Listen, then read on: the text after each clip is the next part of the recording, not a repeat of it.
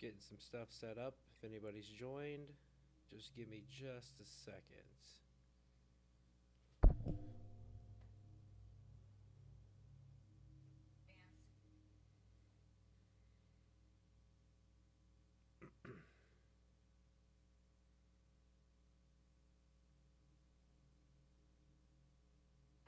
We just mentioned the midterms. I want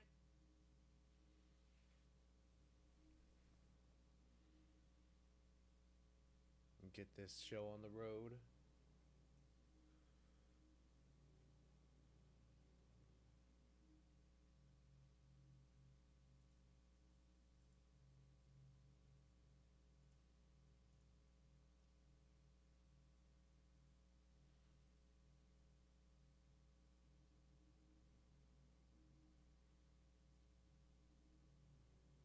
Gonna get this show started in just a second. Figure we start off with streaming the James Tallarico interview on Colbert since the FCC banned him from doing it. So, yeah, let's start off with this.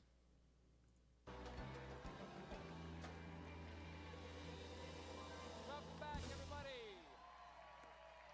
Ladies and gentlemen, joining me now is a representative in the Texas State House who is currently running for the United States Senate. Please welcome to the Late Show YouTube page, Representative James Tallarico.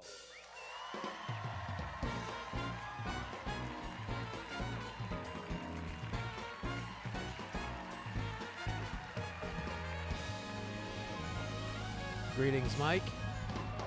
There you go. Thank you. Now, here's the thing. I don't usually say this to a guest, but if people are watching this right now, it's because they found us online on YouTube. I did an act of the show that's on tonight explaining why. It's not the first time you've caused some drama. FCC opening probe into The View after appearance by Tallarico. Do you mean to cause trouble? I think that Donald Trump is worried that we're about to flip Texas.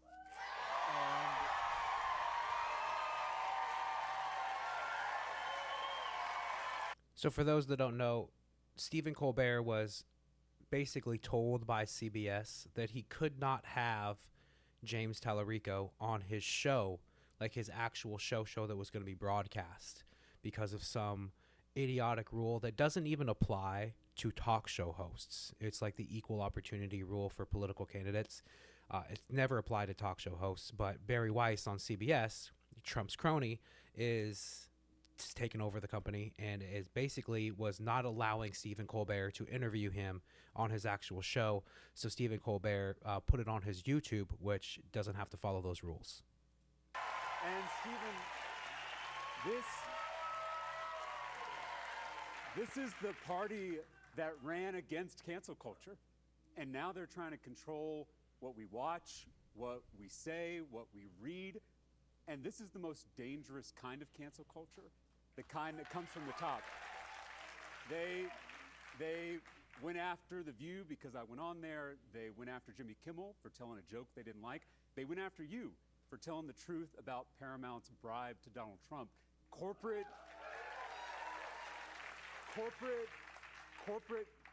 media executives are selling out the First Amendment to curry favor with corrupt politicians. And a threat to any of our First Amendment rights is a threat to all of our First Amendment rights.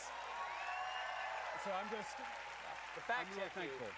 to fact check you, my network said our cancellation was a purely financial decision. Got it, And yes. I remain very grateful for the last 11 years. Now, you grew up in So we're starting off with this. I figured we'd start off with something a little bit more lighthearted. I do have the 60-minute interview with some of Epstein's survivors that I will be watching after this.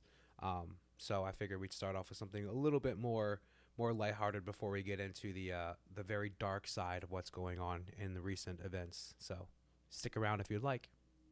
Texas. I Here did. you are. I did. There you are. You can prove it. Forgot my They boots give on. you They give you the adult boots as a child, and you're That's supposed right. to just grow into them, That's I right. understand. That's right. You served in the Texas House, and now you're running for Senate.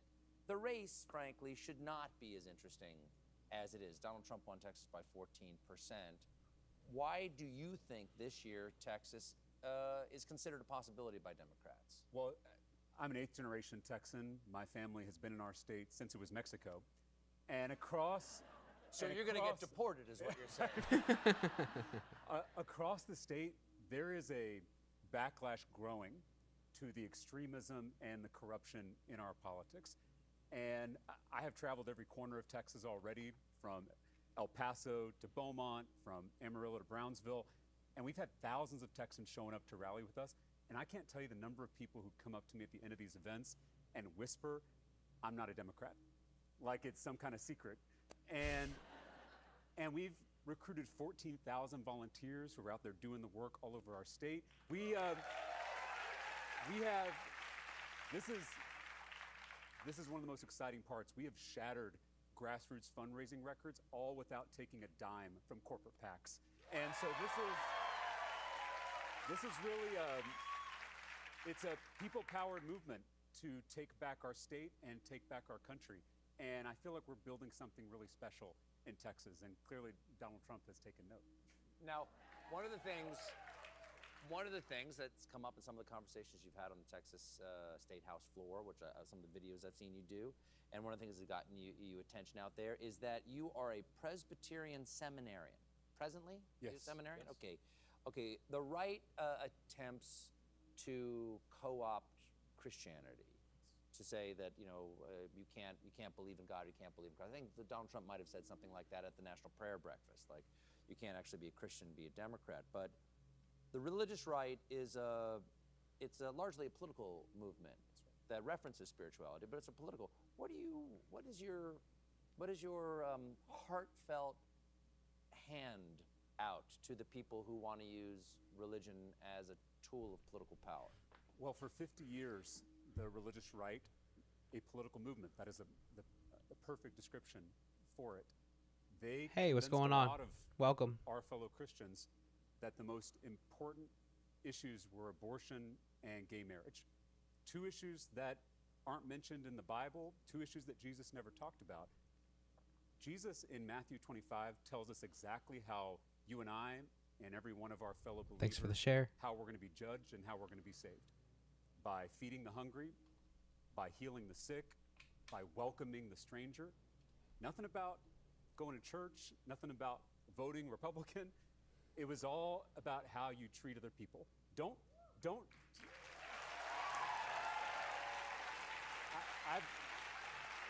I've said before, don't tell me what you believe, show me how you treat other people, and I'll tell you what you believe. And I think in our faith, we've got to get back to those fundamentals. My granddad was a Baptist preacher in South Texas, and when I was little, he told me that Christianity is a simple religion. Not an easy religion, he would always clarify, but a simple religion because Jesus gave us two commandments: love God and love neighbor. And there was no exception to that second commandment. Love thy neighbor regardless of race or gender, Absolutely, yeah, or 100%. sexual orientation or immigration status or religious affiliation. And it's why I have fought so hard for the separation of church and state in the state capitol in Texas, because Well, I want to ask you about that. Yeah, please. Because you did, as a state rep, you fought against a bill requiring the Ten Commandments to be displayed in schools. That's right. Why, even on that level, do you think it's important to keep the separation, not just for the state, but for the church? Well, because we are called to love all of our neighbors, including our Muslim, Jewish, Buddhist, Hindu, Sikh, agnostic, atheist. Yeah, there's a lot of politicians here in Florida that take donations from the same entity. I agree. I think if you're an American politician, you should be taking money from your constituents and your constituents only. You shouldn't be accepting PAC money from foreign nations. It's actually pretty insane that we allow foreign entities to influence our elections like that. Neighbors, and forcing our religion down their throats is not love. And it's why I have fought. It's why I fought so hard for that sacred separation in our First Amendment, because my granddad, he raised me to believe that that boundary between church and state doesn't just benefit the state or our democracy, although it certainly does, but it also benefits the church. Because when the church gets too cozy, Yeah, I heard about that. with They political raided power, Elon Musk's it office in loses France. its prophetic voice, its ability to speak truth to power, its ability to imagine a completely different world. And so this separation between church and state is something we have to safeguard. It's something we have to fight for.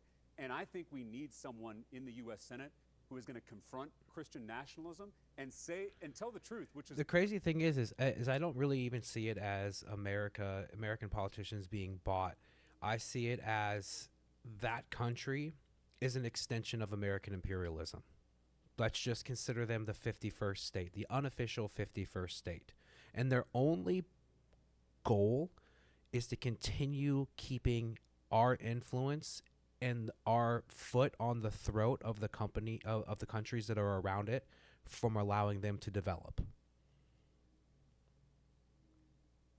I think we're one and the same. I don't think there's a separation between the two. I really don't. I think that our foreign policy is so intertwined with them remaining in control and them remaining as powerful as they are, that we are intertwined completely. There's no difference between the two. that there is nothing Christian about Christian nationalism. It is the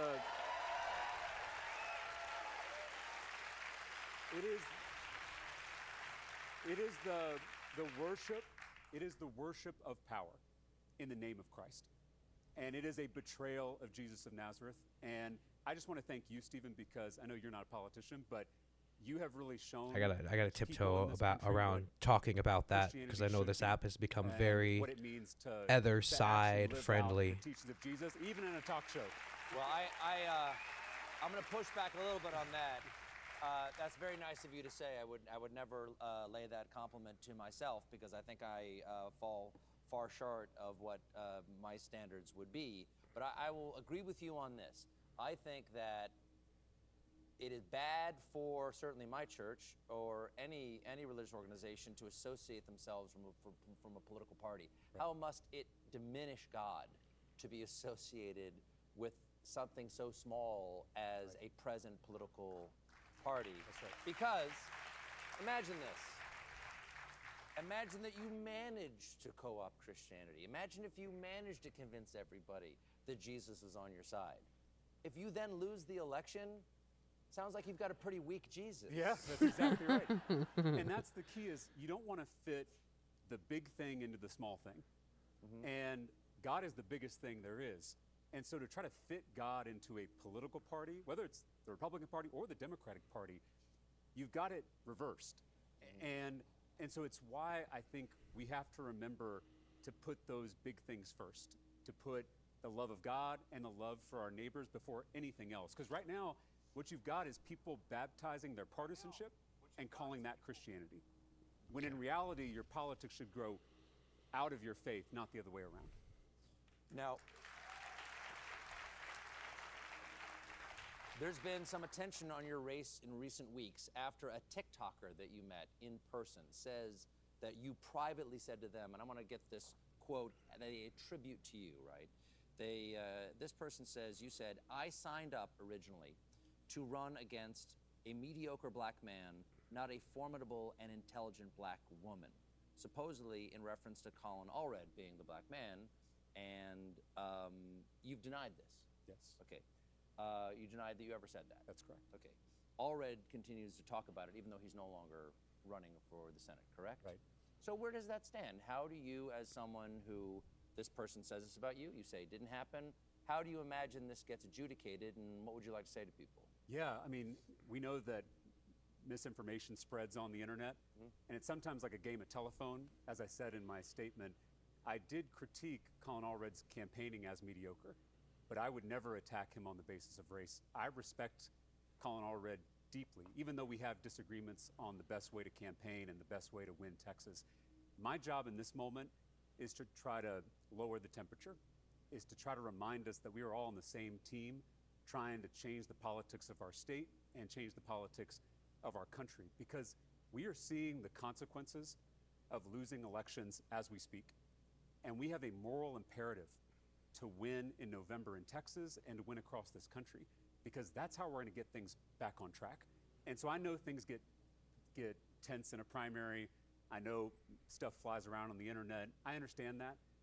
But I'm trying to get us all to keep our eyes on the prize, which is remembering we're on the same team and getting out there, doing the organizing work so that we can win in November. Have you spoken to Colin already? I have. about this? I call, you know, I called them after all this stuff came out and everything started to blow up, just to reiterate what I said in my statement, that I do respect him. And how did the conversation go? You know, I don't want to reveal anything in a private conversation, but I hope that he and I walked away with a better understanding of each other. Now, you're serving in Texas House of Representatives. You've had your fair share of strange days. I understand you had to weigh in on legislation about, and I hope I'm reading this correctly, furries. I did. Now, I know what furries are. Is that the same furries that I Yes, do not use my unfortunately, work yes. computer to search for? That's right. Yeah, when I ran for public office, I never thought I'd be talking about furries in this job. But my Republican colleagues in the state legislature, they were promoting an internet hoax that Texas public school students were identifying as cats. Yes. And I heard and this that, story. Yes, I read the story. and that the schools were providing litter boxes to those students. I know. My and they- understanding is it's not just Texas, it's everywhere in the United States. It's an epidemic. from Biden, what I hear. Yeah. Biden signed a law that Yeah, that yeah, had to happen. yes, in all- forcing litter boxes in every all the classroom. classroom, Yeah. Anyway, they decided to write a bill to combat this completely made-up problem, and it fell to me as a member of the Public Education Committee to question the author of that bill. And so I just asked him a pretty simple question: has there been a single documented case of a school providing a litter box to students? And he couldn't name one. And this video went everywhere. You can look it up online. So the law was working. Yeah, that's right. That's right. That's exactly right. He actually kind of said something similar to that. Yeah. His response was that this law is to prevent that from ever happening. Oh, I understand. Which I guess Sure. that's true. But anyway, there is a point to this craziness. They want us talking about furries and bathrooms, so we don't realize that they are picking our pockets, that they are closing our schools, they are gutting our health care, and they are raising taxes on all of us while they cut taxes for their billionaire donors. The culture wars are a smokescreen, because the real fight in this country is not left versus right, it's top versus bottom. Absolutely. Thank you, sir. Thanks so much for being here. Thanks for being the first guest to ever appear only on YouTube. I'm with honored. us. I'm honored. Thank you. Representative James Tallarico, everybody. I'm going to stop the stream really quick and switch over to another streaming service, and then